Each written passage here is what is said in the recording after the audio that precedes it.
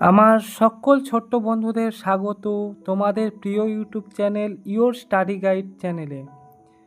তো পশ্চিমবঙ্গ মধ্যশিক্ষা পর্ষদ বিষয় বাংলা চতুর্থ শ্রেণীর মডেল প্রশ্নপত্র নিয়ে আজকে হাজির হয়েছি।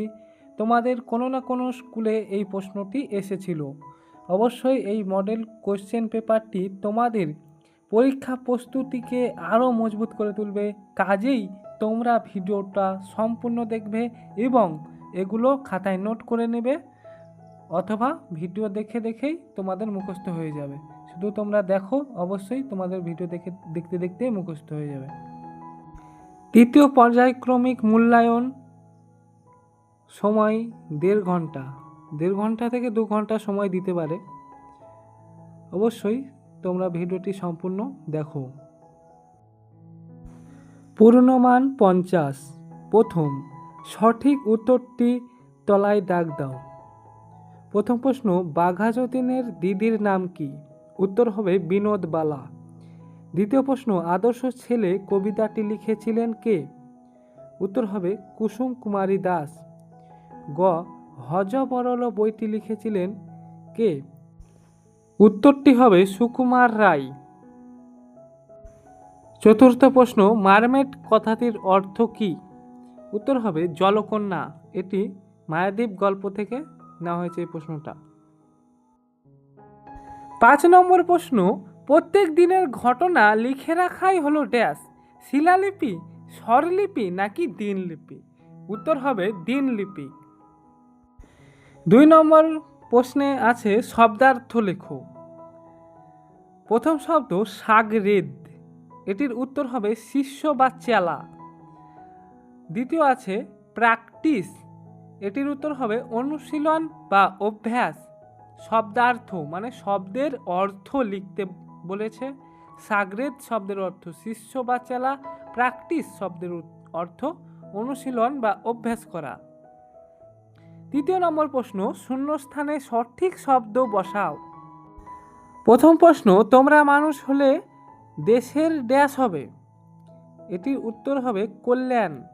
তোমরা মানুষ হলে দেশের কল্যাণ।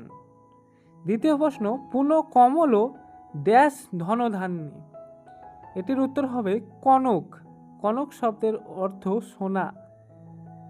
পুনঃ কমল কনক ধনধান্যে। তৃতীয় প্রশ্ন, যতই দোকানে গিয়ে করো কাকুতি। 4 নম্বর প্রশ্ন, ঘুমের ড্যাশ বুলিয়ে আসে গুটি গুটি। উত্তর হবে কাজল। ঘুমের কাজল বুলিয়ে আসে গুটি গুটি। চলে এসো ভাই বোনে ড্যাশে কেন ঘুম ঘুম। উত্তর হবে চোখে। চলে এসো ভাই বোনে চোখে কেন ঘুম ঘুম। এইভাবে রিপিট করলে তোমাদের মস্তিষ্কে ঢুকে যাবে বিষয়গুলো এবং এখানেই মুখস্থ হয়ে যাবে। আমার কথাগুলো বারবার রিপিট করায় হয়তো তোমাদের বোরিং লাগতে পারে, কিন্তু এই কথাগুলোই বারবার রিপিট হলে তোমাদের মস্তিষ্কে গেঁথে যাবে এবং এই প্রশ্নগুলো তোমরা ভুলবে না এবং পরীক্ষায় অবশ্যই সঠিক উত্তর দিয়ে আসবে। কাজেই ভিডিওটি কেউ টানবে না, সম্পূর্ণ দেখবে এবং মনোযোগ সহকারে দেখার চেষ্টা করবে। 4 নম্বরে আছে বিপরীত শব্দ লেখো। শান্ত, এটির উত্তর হবে অশান্ত। স্বাধীনতা, পরাধীনতা। হাসি, কান্না। দুর্বল, সবল। 5 নম্বরে আছে নির্দেশ মতো উত্তর দাও, অর্থাৎ প্রশ্নে যা বলেছে সেই অনুযায়ী উত্তর দিতে হবে। বর্ণ সাজিয়ে সঠিক শব্দ লেখো। নাই সর, উত্তর হবে রোষ নাই।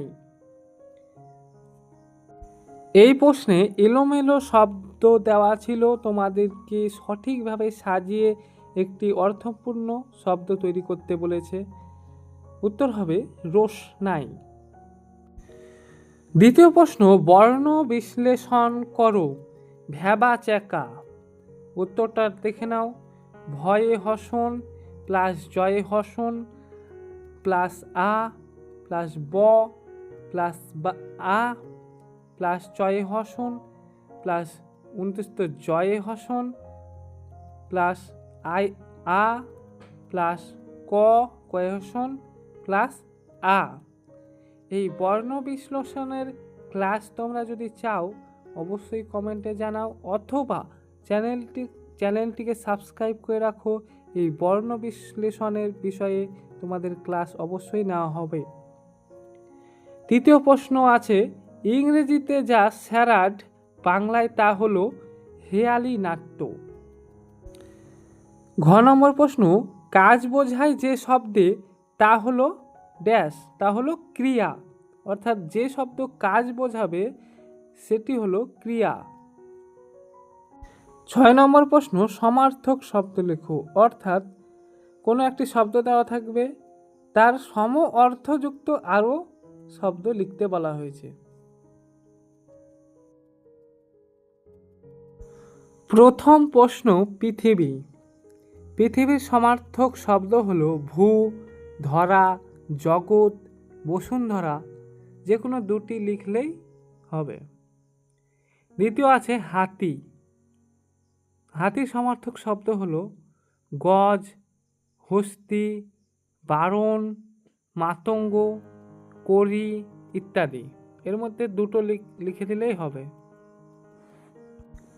7 নম্বরে আছে, নিচের কোন বাক্য কোন ভাব প্রকাশ পেয়েছে তা লেখো।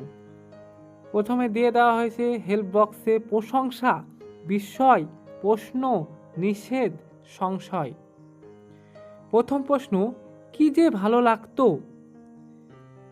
এটি বিস্ময়সূচক বাক্য, এখানে বিস্ময় ভাব প্রকাশ পেয়েছে।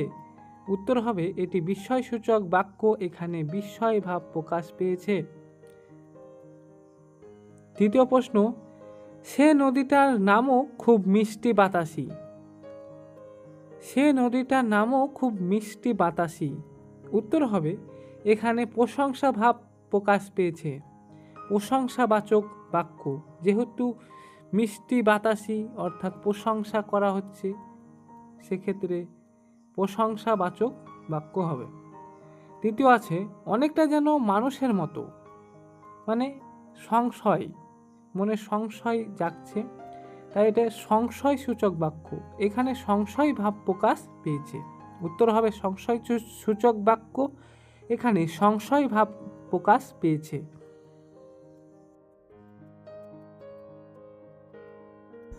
ঘ নম্বর প্রশ্ন, যা চশমাটা কোথায় গেল। এটা প্রশ্নবোধক বাক্য, এখানে প্রশ্ন ভাব প্রকাশ পেয়েছে।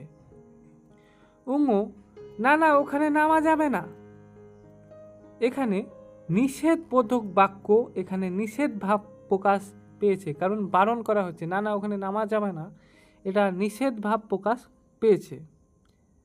অষ্টম প্রশ্ন, শব্দ যুগলের অর্থ পার্থক্য লেখো।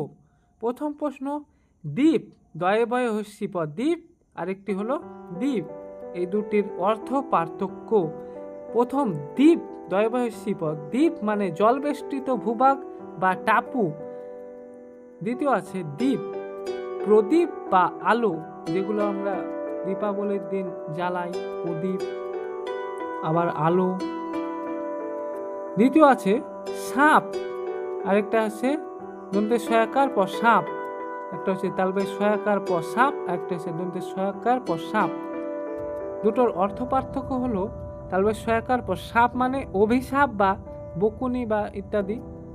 দ্বিতীয় সাপ, বিষাক্ত সরীসৃপ প্রাণী, আমরা যেটা সাপ, সাপ সবাই চিনো, বিষাক্ত সরীসৃপ প্রাণী। উত্তরে এগুলো লিখলে ভালো দেখাবে। 9 নম্বরে আছে নির্দেশ মতো উত্তর দাও। জ্যোতি বাউল গান শোনে, এই বাক্যে কর্তা হলো, কর্তা কে। জ্যোতি বাউল গান শোনে, কে শোনে, জ্যোতি, অর্থাৎ কর্তা হলো জ্যোতি।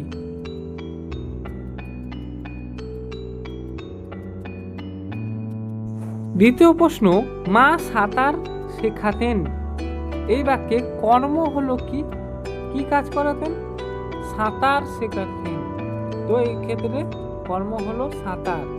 প্রিয়া দিয়াকে বই দিল, এখানে ক্রিয়া হলো দিল, কি দিল, বই দিল, তাহলে এখানে ক্রিয়াপদটি হলো দিল।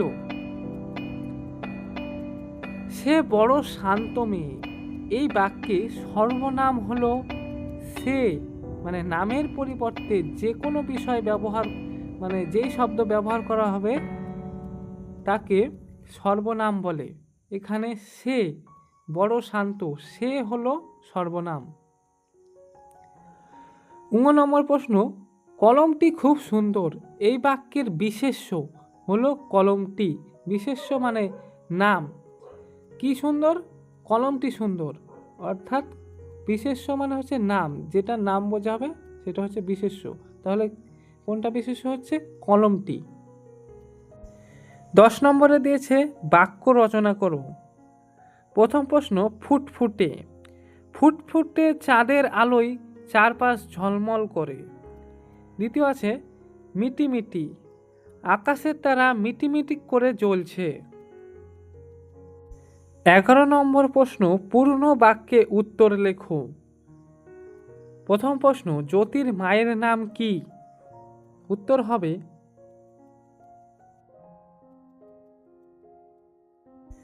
জ্যোতির মায়ের নাম ছিল শরৎ শশী। দ্বিতীয় প্রশ্ন, যতীন কোন জিনিসটির সবচেয়ে বেশি যত্ন করত?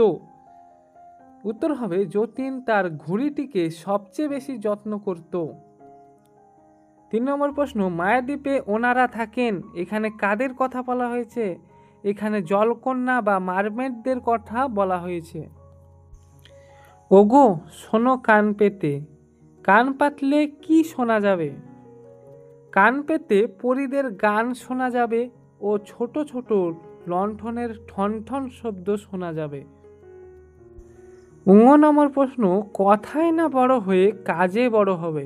এখানে কবি কি বোঝাতে চেয়েছেন? কবি বোঝাতে চেয়েছেন যে শুধু মুখে বড় বড় কথা না বলে কাজের মাধ্যমে নিজের মূল্য প্রমাণ করে প্রকৃত মানুষ হতে হবে।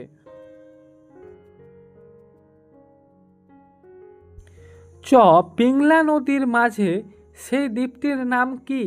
উত্তর হবে পিংলা নদীর মাঝে সেই দ্বীপটির নাম মায়াদ্বীপ।